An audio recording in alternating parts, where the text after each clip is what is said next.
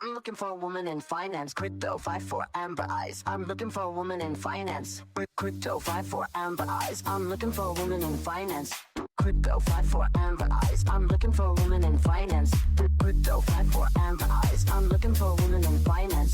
Crypto 5 4 amber eyes. I'm looking for a woman in finance. Crypto 5 4 amber eyes. I'm looking for a woman in finance. Crypto 5 4 amber eyes. I'm looking for a woman in finance. Crypto 5 4 amber eyes. Uncharted. Let's go. Welcome to Uncharted, the podcast that rips a map right out of your hands and rewrites the rules on money, crypto, psychology, and success. I'm Lisa Ann Edwards, crypto trader, investor, and entrepreneur with 25 plus years in markets and 5 multi-million-dollar businesses behind me. I've seen bull runs, crashes, scams, celebrity deals, and I'm here to give you the raw, unfiltered truth about building wealth in a system that's rigged unless you learn how to beat it. And today we're diving into boundaries, self-worth, emotional power, and the game behind the game. The one where your nervous system, not your logic, keeps you stuck. And yeah, we'll take a few detours into healing, identity, and what it really means to choose yourself. This is Uncharted. Let's get started. Uncharted. Let's go. Okay, so today we're talking boundaries. And if you follow me for crypto and trading, this episode may not be for you. So I'm just letting you know now. But if you love psychology as much as I do, let's jump in. So boundaries. I'm exploring the aftermath of what happens, not the kind of, you read in a self-help book when there's a checklist of, say no, stand tall, do something for yourself, like take a bubble bath, put a face mask on, block them. Yeah, block them, forget them. Not that thing. Because real boundaries don't happen like that. So we're talking about the truth, the stuff you don't see on social media, the stuff that is behind the psychology of a boundary and why people set them. So today's episode might feel sort of more like a therapy lesson or a therapy session than a podcast, because we're talking about something we think we all understand until we actually have to do it. Because boundaries, they don't always feel empowering, and sometimes they feel like a slow, silent heartbreak.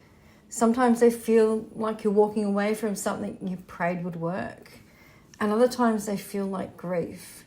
They feel like losing someone who's still alive. So boundaries, not the cute little quotes that you get, on Instagram, not that stuff. Real boundaries, like, if somebody cheats, that's the end of a relationship. Somebody does something that absolutely breaks your boundaries. What's the aftermath of that? So I'm talking about the kind that wreck you before they rebuild you. The kind that leave you sobbing on the floor, the kind that make you feel like the bad guy, even though all you did was choose yourself when the other person wasn't choosing you. So sometimes the hardest thing to do is love yourself. And today I'm going to explain what I've learned about setting boundaries, especially when you love someone, and especially when that person you love the most should always be you. You should love yourself more than anyone else, and that's why boundaries matter. So, let me start with this. You set the boundary and your relationship ended. You didn't actually lose them. You lost the illusion. So the illusion that they were ever going to step up, the illusion that if you loved them enough, waited long enough, cried hard enough, they'd finally meet you where you'd been standing this whole time. Finally rise to your standards. And your standards are not too high, they're your standards.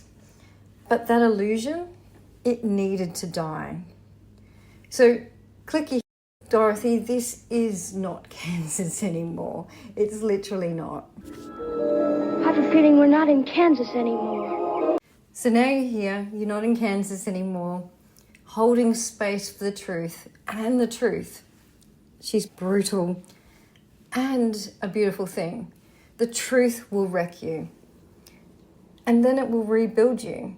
And one day, she'll hand you peace. Let's talk about what that process actually looks like. And let's talk about the lies we tell ourselves, the self-betrayal. So no one really prepares you for how boundaries can feel like abandonment.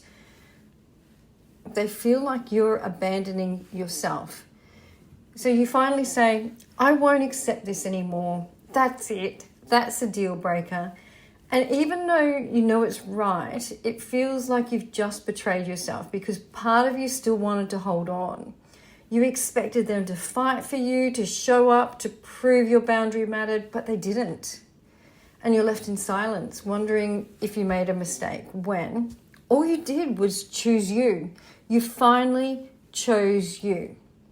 So for me, this journey started long before I even knew what a real boundary was. So I stayed in a 15-year marriage that both of us had emotionally checked out probably 8, 9, 10 years before. And we told ourselves we were doing it for the kids. We told ourselves that, this was the right thing to do. But we were only just surviving in silence and holding on to something that had already died. And the alternative was just too confronting. So then I found myself with someone who I loved a lot until when it got into an emotional sort of issue for him, his vice was numbing. And in this case, drugs. And at the time he lived in Thailand, so there was easy access. And when I found out, I put him into rehab. Probably didn't want to be there. I paid. And then he promised he'd get better. He said he'd stop the drugs, stop stealing the money for the drugs, which I constantly had to pay back. He looked me in the eye and told me everything I wanted to hear, and I believed him. And we broke up again through really traumatic circumstances. Then 6 months, I came back. He was still in recovery. And we had screaming arguments about him buying drugs in the streets of Copenhagen, where we lived at the time. I screamed, hoping he would hear me. And he still did what he wanted to do anyway. He bought and used the drugs because he was still addicted. Because that's what trauma does. It confuses love with loyalty, and it makes you question your own truth. And in those moments of grief, you start to doubt yourself. You start to think, maybe you were too harsh. Maybe you should have waited. Maybe if you go back, it'll be different. But it just wasn't. So coming back didn't fix anything. Well, it did for a while until it didn't. It only confirmed what I already knew. I believed in him because he didn't.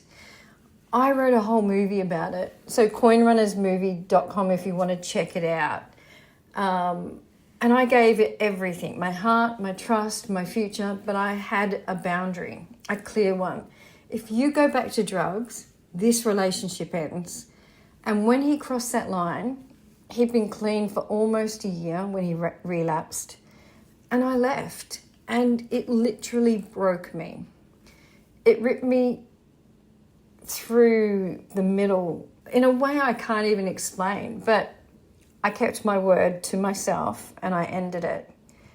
That boundary, it was never the problem.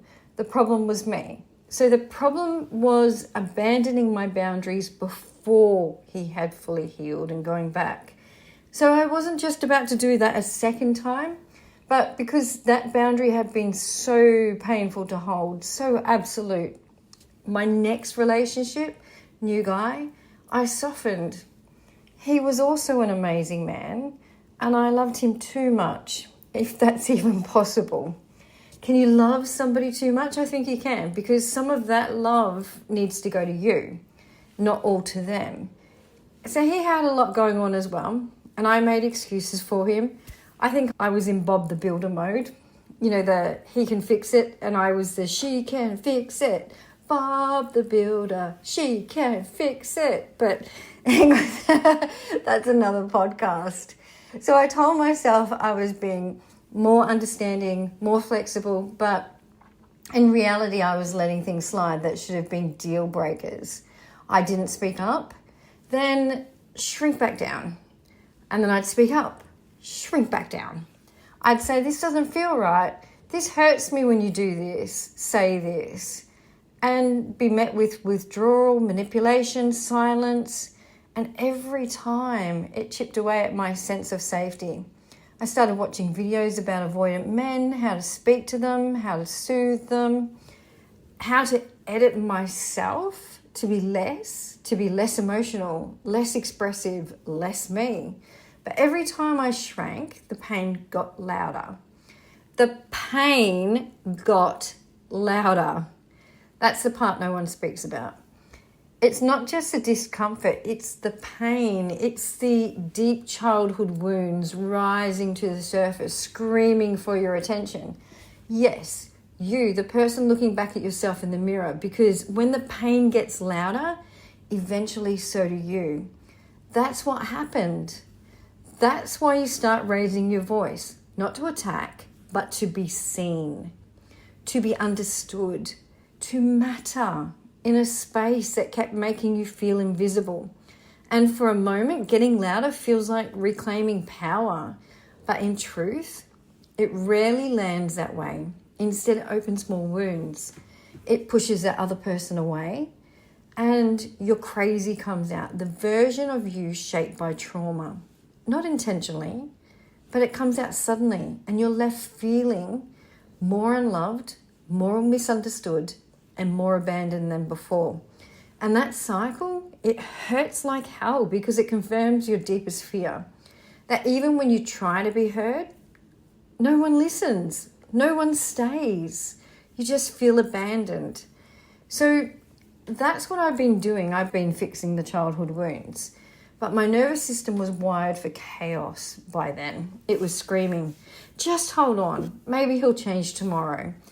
But I've learned how to love through hope and not love through truth. And that's not the best way. And you feel like the villain in your own story, like you gave up. But you didn't give up. You woke up. You stopped editing yourself to keep the peace. You stopped twisting your needs into knots so someone else could stay comfortable. You finally said, this isn't working for me. But that's not the romantic moment empowerment influencers talk about. So like the let them theory, and don't get me wrong, I love Mel Robbins' book, but there's a time and a place for letting people, and there's a time and a place for boundaries. She does touch on that in the book, and that takes emotional intelligence. So that's knowing the difference. And it's messy, it's painful, it's you crying on the floor, doubting if you're even allowed to want what you want. And that's normal. That's human. No one warns you about setting a boundary that might mean they walk away. Or worse, you kick them out 5 times and they ghost you. They trigger everything in you that never healed from childhood. And then when it becomes overwhelming, you beg them back. They stay, but they withdraw, and the cycle continues. And now you're in the echo chamber of your own silence, wondering if maybe you were too much, too emotional, too needy, too loud, too strong, too whatever. So here's the truth. You were never too much of anything. Maybe you didn't have all the tools you needed. Maybe you were still learning. And more than likely, they were too unwilling. You didn't lose a soulmate. You lost a mirror that only showed your reflection when it suited them. And now you're standing here trying to hold the shattered pieces of your old story and wondering, who am I if I'm not fighting for someone to love me properly? So let me tell you, you're someone who finally decided that you matter. And boundaries aren't about controlling others. They're about protecting your peace. So I want to reinforce something important here. We need to get something straight. A boundary isn't a way to change someone. It's, even though I'll be honest, I believe that at times, it's not a way to change someone. And it's not, if I say this, maybe they'll realize, it's definitely not a way to change them, because they usually don't. So a boundary is your line in the sand. It's like, this is my side, this is your side, that's the boundary. It's a fence. Think of it as a fence. So it's no threat, it's not an ultimatum, it's a sacred promise to yourself. It says, these are my standards, and I will no longer accept being disrespected, lied to, or kept in the shadows while other women linger in the picture, thinking they can have a chance. Verbal abuse, drugs, or whatever the situation you've gotten yourself into, it's not about controlling them. It's about choosing you, even when it hurts. Even when it costs you the version of love you thought you had, the fairy tale, the everything. It's you saying to your soul, to your nervous system, I'll no longer abandon myself just to make someone comfortable. Not to avoid conflict, not to keep the peace, not to hold the love that only ever loved the quiet version of you, not the real you, the unedited, messy you, because that person is beautiful. And when you finally make that promise and mean it, something in you shifts, and it doesn't always feel like strength in the moment. Sometimes it feels like your chest is being cracked wide open. Sometimes it feels like the oxygen is being sucked from the room, because that boundary doesn't just separate you from them. It separates you from the version of you that was willing to disappear to be loved. That allows you to be seen. So setting a boundary and upholding it allows you to be the little you inside of you that you've been betraying. That boundary distinguishes who you've been and who you're becoming. And oh my God, it hurts, especially when all your dreams were built with them in mind. When your future had their name written all over it, and when your life you were chasing just wasn't yours, it was ours. And you loved every part of that, even the messy version of them, but they just didn't feel the same. And they just didn't respect your boundaries. You have to let go of the late night plans, the shared goals, the business ideas, movie scripts, quiet moments you thought meant forever, inside jokes, him playing the piano that filled the house, the first 3 chords of a song played on the guitar that, said he'd never let go. So you're letting go of all of that. It's not just letting go of a person. It's letting go of a future you desperately wanted to believe in. But here's what nobody tells you. That future, the one you imagined with them, was never going to happen the way that was. Not in the way you needed. Because if we're real, you wouldn't be standing here having to beg for consistency, explain why respect matters, or justify your own feelings. So the boundary, it's not the end, it's the beginning. It's the moment you stop negotiating your worth. It's you finally whispering to your younger self, the version of you who was always hoping, always fixing, always waiting. I've got us now. I won't let us go for love that makes us feel small. And yeah, it's sad, it's lonely, and there's grief, but there's also truth, there's clarity, and there's a kind of peace that only shows up once you've burned the illusion to the ground. Someone told me that I was burning a bridge here, but in reality, I was setting fire to the path that kept leading me back to pain. I was creating space for rebirth, because sometimes fire isn't destruction, it's transformation. So think of when a fire goes through a forest and, some seeds need fire to grow. That's what's happening here. And maybe there is no bridge left to cross. Your person needs to swim. He needs to learn how to swim. Maybe that's the deal here. Maybe that's the lesson. They need to learn to treat you better. So that's what a boundary is. It's saying, this is what I will accept And if you can't give that to me, you're not welcome in my life. And that shift is not about being over it. It's being honest enough to say, I loved you deeply, I hoped completely, and I still choose me. And when you get to that place, you stop looking back at someone to catch up. You start walking forward toward the kind of love that needs to meet you there, whether it's that person or whether it's somebody new. So where you don't have to scream to be heard, where your dreams aren't dismissed, where your softness isn't taken for granted. And that boundary, that was the beginning of everything right. And the second you realize that, something shifts in you, not instantly, not all at once, but gradually, like a tide pulling back from your own shoreline. You stop begging, you stop over-explaining, you stop managing someone else's feelings at the cost of your own. And that's when your life begins.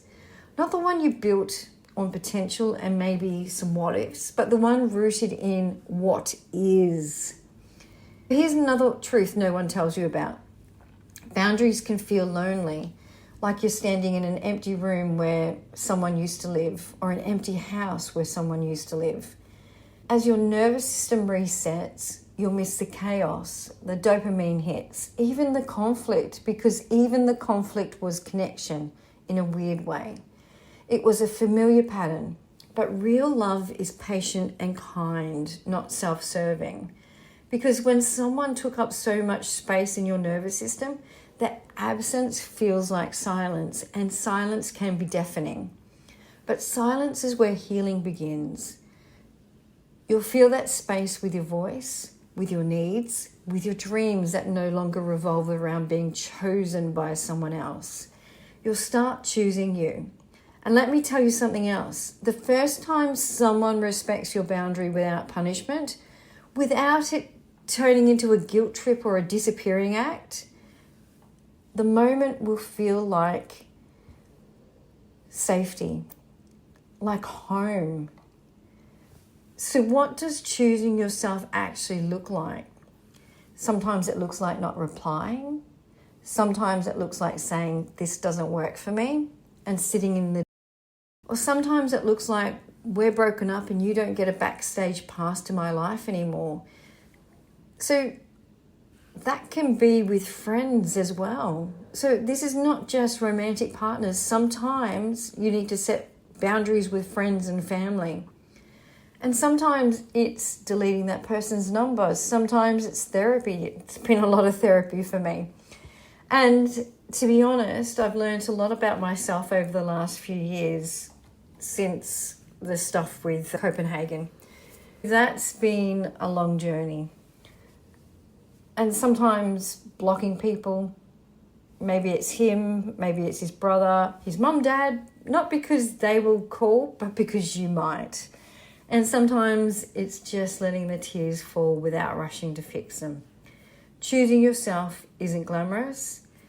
It's not Instagrammable 24/7. It's real work. It's standing in front of the mirror and saying, I'm worthy of love just as I am.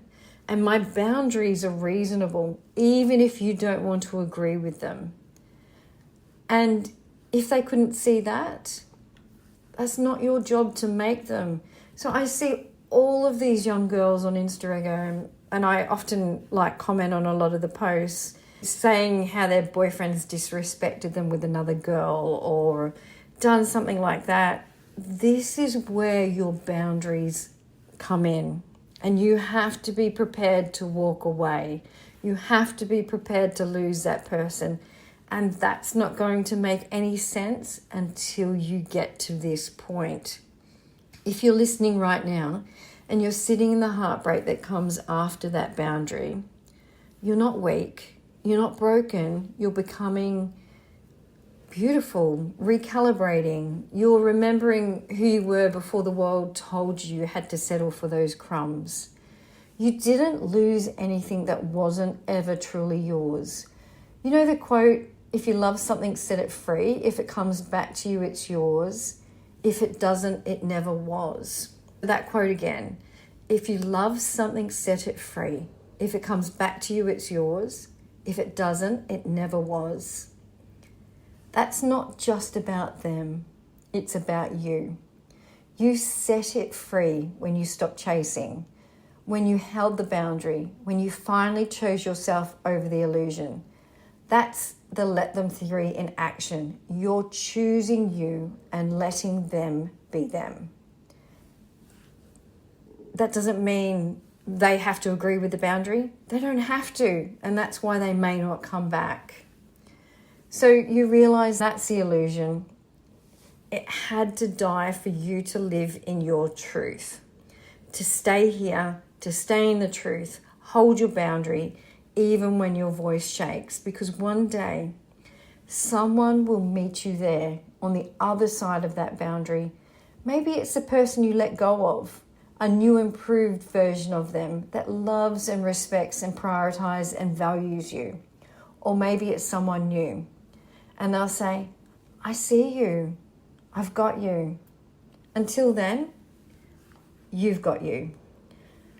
This reminds you that choosing yourself isn't selfish, it's sacred. Thanks for being here with me today. And if this episode spoke to you, share it with someone who needs it. And remember, your peace is not negotiable. See you next time. And don't forget to check out everything else. All my links are below. All my crypto stuff, all my movie stuff. I'll catch you on another social media platform. Thanks for listening.